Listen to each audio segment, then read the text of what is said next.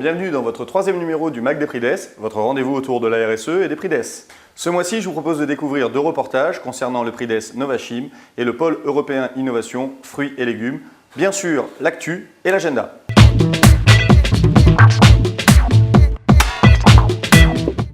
Une première mondiale pour le pôle Pégase, lancement réussi du premier essai du premier paramoteur biplace 100% électrique, il a décollé de l'aérodrome de Sisteron. L'État investit 4,25 milliards d'euros pour créer le Fonds national pour la société numérique. L'objectif est d'accompagner l'économie numérique dans les entreprises, et ce, sur une dizaine d'années. Pour vous accompagner, le pôle Solutions communicantes sécurisées a créé le Pass FSN. Tout de suite, je vous propose de découvrir notre premier reportage sur le Prix d'Est Novachim qui fédère les acteurs de la chimie et qui a lancé une action collective EVAD qui a pour but de fédérer 13 chefs d'entreprise autour des grands principes du développement durable, et ce, sur 2 ans. Le Prix d'Est Novachim est porté par l'association CRIT Chimie Formulation Matériaux qui accompagne les entreprises au développement économique via principalement l'innovation et également l'implémentation de la RSE. Ce programme s'appelle EVAD et l'objectif était dans un premier temps de former les chefs d'entreprise aux grands principes du développement durable et également une action forte d'accompagnement pendant 24 mois. La RSE est une réalité pour les PME, donc la plupart d'entre elles avaient déjà des pratiques de développement durable, mais cette action a permis d'implémenter de véritables outils et de mesurer les indicateurs développement durable, de façon à montrer que le développement durable n'était pas simplement une mode ou simplement des paroles, mais de véritables actions, et qui insufflaient une dynamique participative au sein des entreprises. Prodibio est une TPE de 6 personnes aujourd'hui. Nous concevons, nous fabriquons et nous commercialisons des actifs pour le traitement de l'eau des aquariums. Nous réalisons plus de 80% de notre chiffre à l'export. C'est pourquoi lorsque le Prix d'Est Novachim a mis en place configuration export, nous avons saisi l'opportunité d'y participer pour continuer à acquérir du savoir-faire dans ce domaine-là. Prodibio, de par son activité, est résolument tourné vers le développement durable. C'est pourquoi nous avons participé à l'action EVAD qui nous a permis de consolider nos bases pour tout ce qui était développement durable dans la société. Nous allons bientôt déménager et nous allons accueillir à cette occasion-là une équipe de l'ESAT avec laquelle nous travaillons, donc ce sont des travailleurs handicapés, pour qu'ils puissent participer, je dirais, pleinement à l'aventure de Prodibio. Notre deuxième reportage nous transporte dans le Vaucluse au pôle européen innovation fruits et légumes. Il est à la fois Prix d'Est, pôle de compétitivité, il fédère 200 acteurs. Sa stratégie repose sur l'innovation technologique, mais aussi sociale. C'est ce que nous allons découvrir dans ce reportage. Alors, le Prix d'Est Innovation fruits et légumes est un Prix d'Est qui regroupe tous les acteurs économiques de la filière fruits et légumes, qui est une force très importante pour cette région, puisque c'est la première région productrice de fruits en France. Et la particularité, c'est qu'on a à la fois des acteurs du monde agricole et des acteurs de l'industrie agroalimentaire.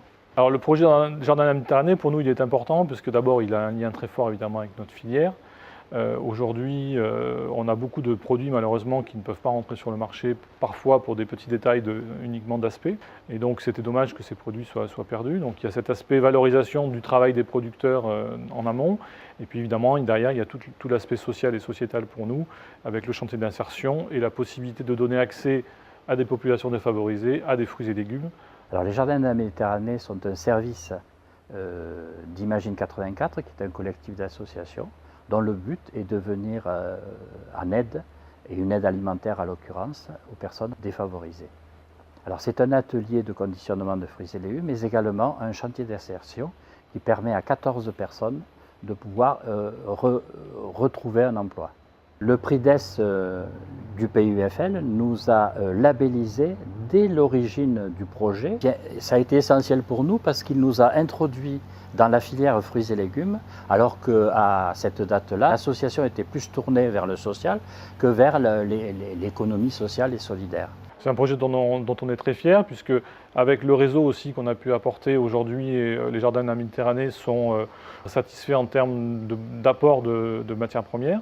Ça fonctionne très bien et aujourd'hui on a pu aussi travailler avec eux sur une deuxième phase potentielle qui serait cette fois-ci de pouvoir stabiliser des fruits encore en excès sous forme de confiture, de jus, de soupe, qui permettrait une nouvelle forme aussi de valorisation pour les populations défavorisées.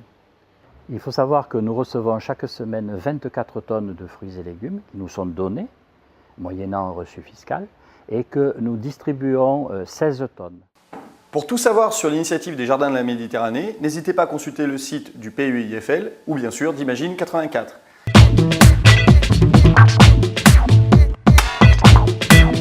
Ne manquez pas aussi la 10e édition du Forum Enviro-Risque qui se déroulera à Aix-en-Provence le 5 et 6 octobre. Il traitera des gestions des risques technologiques, naturels et sanitaires. Et vous voulez tout savoir sur l'économie biosourcée, les micro, macro-algues, justement, les Prides Trimatech Mer, la CEI, Alga Sud et le Prides Novachim vous invitent le 23 juin à une réunion sur l'Arbois. Du 6 au 8 septembre 2011, à Digne-les-Bains, 2 événements. La 30e édition des Journées internationales huiles essentielles et extraits et la 3e édition du Congrès international Pôle Parfum, Arômes, Senteurs et Saveurs. Eh bien, ce magazine est maintenant terminé. Je vous donne rendez-vous le mois prochain avec 2 nouveaux reportages, un sur le pôle ICP et le pôle risque. Merci.